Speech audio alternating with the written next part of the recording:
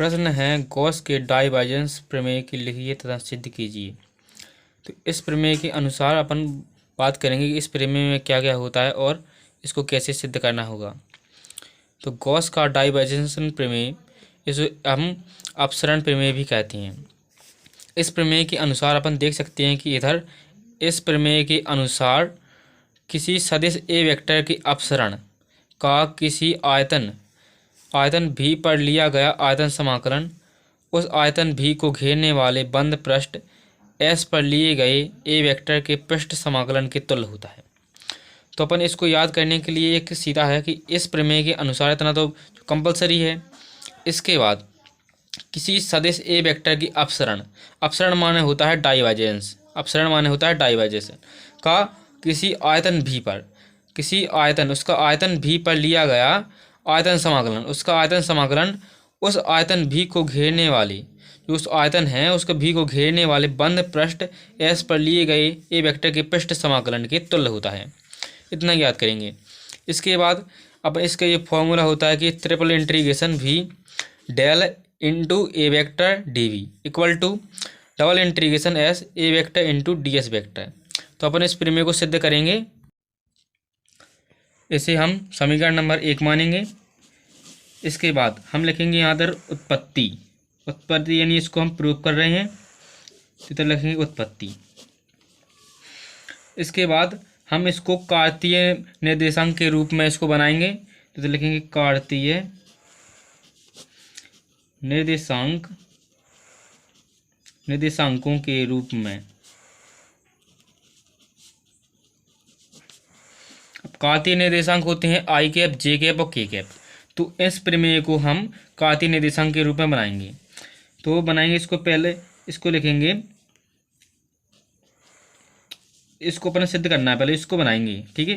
तो इसको लिखेंगे del into A vector, del vector into A vector. इसको लिखेंगे I cap del upon del X plus J cap del upon del Y plus K cap del upon del Z. इतना लिखने के बाद अपन ए del का हो गया मान, अब इसको करेंगे ए वेक्टर के अनुरूप। ए वेक्टर का निकालना तो into A vector, A vector का बनाएंगे तो A X I cap plus A Y J cap plus A Z K cap. अपन ने जब इंटू करेंगे तो आई से आई कट जाता है, तो क्या बचता है डेल अपॉन डेल एक्स और बचेगा ए एक्स, तो लिखेंगे ए एक्स। इसी प्रकार डेल अपॉन डेल वाई, क्या बचा है A Y del upon del Z, क्या बचा है ए जेड लिख लेंगे। ये मान निकल आया है कि del vector into A vector. इसके पश्चात लिखेंगे हम A vector into D S vector. इसका मान निकालेंगे A S into D S vector. तो ए वेक्टर का मान निकाला, क्या है ए है, तो सेम ए इसी को रखेंगे। A X I cap plus A Y J cap plus A Z K cap. इसके पश्चात इंटू डी एस वेक्टर। तो डी एस वेक्टर को कार्तीय निर्देशांक के रूप में बदलेंगे, तो D S X I cap plus D S Y J cap plus D S Z K cap. इसको बदलने के पश्चात बराबर लिखेंगे। तो उसी प्रोसीजर को फिर से दोहराएंगे कि इसमें क्या बचा है, तो A X D S X ये बचा है plus A Y D S Y plus A Z D S Z ये बचा है। तो ये मान किसका है, A vector into D S vector, जो इधर से लिया है A vector into D S vector. अब इसको आगे सिद्ध करेंगे, चूँकि वाई इक्वल टू होता है डी एक्स डी वाई और डी जेड, ठीक है। अब समीकरण के रूप में इसको दे दें, तो इसको मान लो अपन ने 1 माना समीकरण, इक्वेशन नंबर 1। इसको मानेंगे अपन इक्वेशन नंबर 2 एंड इसको मानेंगे इक्वेशन नंबर 3। तो अपन लिखेंगे कि समीकरण 1, 2 व 3 को गॉस प्रमेय के अनुरूप, यानी गॉस प्रमेय में इसको मतलब लिखना है, लोग गॉस प्रमेय के अनुसार लिख सकती हैं, अनुरूप लिखने पर ऐसा लिखेंगे, गॉस प्रमेय के अनुरूप लिखने पर। गॉस प्रमेय है यह है कि triple integration V del into A vector into d V equal to double integration S A vector into D S vector. तो हम इसका डेल इंटू ए वेक्टर का मान निकाल चुके हैं, डी वी का मान पता है, इसका मान निकाल चुके हैं, तो ये मान इसमें सिर्फ रखना है। तो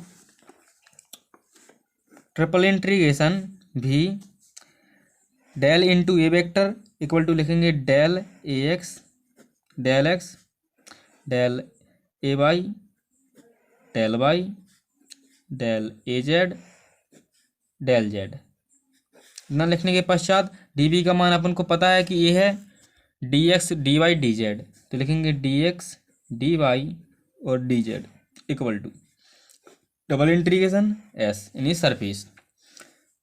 अब लिखेंगे A vector into D S vector, A vector into D S vector का मान ये है, तो लिखेंगे A X D S X plus A Y D S Y plus A Z D S Z, ये है मान। अब लिखेंगे इसको मान लिया अपन ने समीकरण नंबर 4। अब लिखेंगे समीकरण 4 में बाईं ओर के प्रथम पद का x के सापेक्ष समाकलन करने पर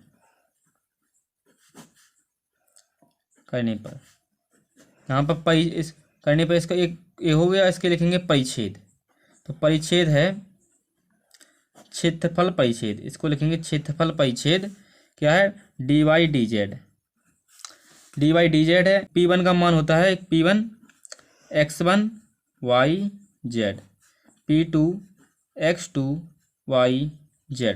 मैं इसको चित्र के माध्यम से समझाता हूँ कि ये है इसका चित्र, इसमें ये है x अक्ष, ये है y अक्ष और ये है z अक्ष। यहाँ मूल बिंदु है O। इधर बनाएंगे अपन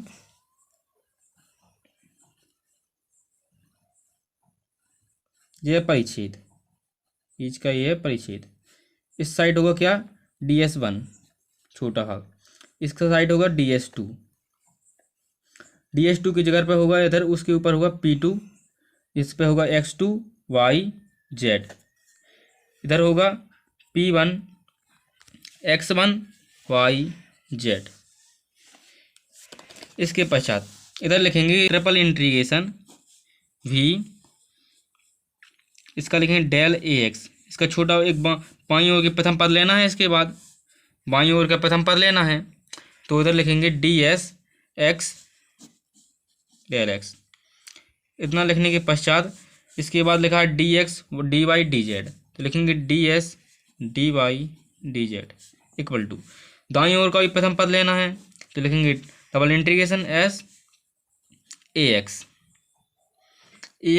कर लेंगे इंटीग्रेशन, तो इसको 1 से P2 की ओर इसका इंटीग्रेशन करना है।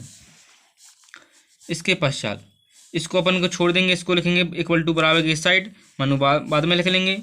इसके बाद लिखेंगे डबल इंटीग्रेशन एस, इसका प्रसार करेंगे P1 से P2 की ओर, तो लिखेंगे A x P2 minus A x P1। इसको और आगे बढ़ाएंगे तो लिखेंगे double integration S A x P2 का मान क्या है x2 y z, लिखेंगे x2 y z माइनस ए एक्स P1 का मान है x1 y z। इतना लिखने के पश्चात अपन लिखेंगे डबल इंटीग्रेशन एस, ये होता है ए एक्स, ये होता है डी एक्स, इन दोनों का मान होता है डी एक्स। तो इस साइड के लिखेंगे जो रह गया था लिखने के लिए integration V del A x और डी एक्स डी वाई और डी जेड, जो निकाला आपने अपने लिए एक्स के लिए, तो इसको इक्वेशन नंबर देंगे,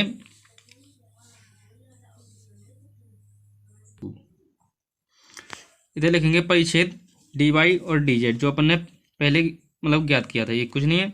तो जो हमने इधर भूल गए थे कि डी वाई डी जेड जो परिच्छेद, जो इसको लिखना है इधर डी वाई डी जेड, इधर लिखेंगे डी वाई डी जेड।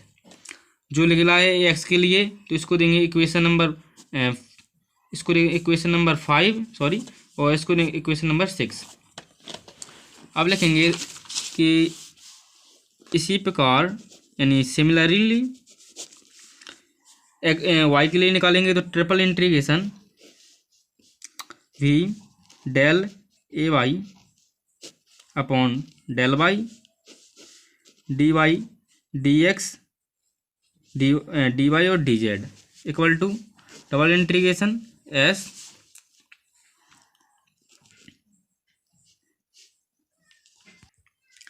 ए वाई डी एस वाई और डी वाई और डी जेड जो परिच्छेद है, इसको नेम इक्वेशन नंबर 7। इसी के बाद जेड के लिए triple integration V del A z upon del z, इसको लिखेंगे डी एक्स डी वाई और डी जेड।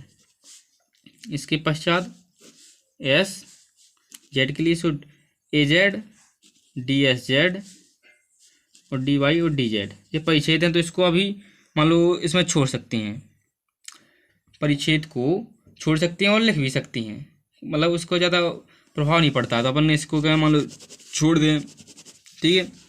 इसको देंगे इक्वेशन नंबर 8। अब लिखेंगे समीकरण 1, 6, 7 व 8 को जोड़ने पर, समीकरण 6, 7 और 8 को जोड़ने पर, तो ट्रिपल इंटीग्रेशन भी। अभी इसमें 6 नंबर की इक्वेशन में है del A X upon del D X, del A X upon del X ये है और ए है। इसमें double integration S A X D Y और डी जेड, मतलब इसको छोड़ दें तो ए है मेन पॉइंट। तो अभी इसको जोड़ना है अपन को, तो इस साइड का इस साइड और उस साइड का उस साइड जोड़ेंगे। तो लिखेंगे del A x del x जो लिखा था। अभी वाई के लिए है, ये वाई के लिए है, तो इसको लिखेंगे del A y y del y. अभी ये जेड के लिए है तो लिखेंगे del A z upon del z. ये सेम सभी में सेम है, D x D Y D z, इसमें एक्स वाले में भी था, वाई वाले में भी है, जेड वाले में भी है, तो इसको सेम रखेंगे डी एक्स डी वाई और डी जेड इक्वल टू बराबर लगा के इंटीग्रेशन सेम है तीनों में, तो तीनों में इंटीग्रेशन लगा देंगे, ठीक है। अभी ये तीनों अलग अलग हैं, तीनों को अलग अलग लिखना पड़ेगा, तो लिखेंगे A X D S x जो एक्स के लिए है, इसके बाद जोड़ने के लिए प्लस, फिर लिखेंगे वाई के लिए A Y D S Y plus Z के लिए A Z D S Z. अब तीनों लिखने के पश्चात अपन को पता है कि ट्रिपल इंटीग्रेशन ए इसका मान होता है किसका, कि डेल का मान होता है डेल, और ये है ए का मान ए X A Y A Z. तो लिखेंगे डेल इंटू ए वेक्टर, ये मान है किसका डी वी का, अपन ने शुरुआत में पढ़ा था, ये डी वी का मान है, इधर देख लिया आप, देख सकते हो आप डी वी, ये डी वी का मान। इसके पश्चात एक बराबर लगाएंगे double integration S A X D x जो मान है, जो है ए वेक्टर का मान, मतलब A X A Y A Z A vector का मान, D S D Y D Z A D S vector का मान है। ये हमारा थ्योरम था जो पूरी तरह सिद्ध हो चुका है। ओके।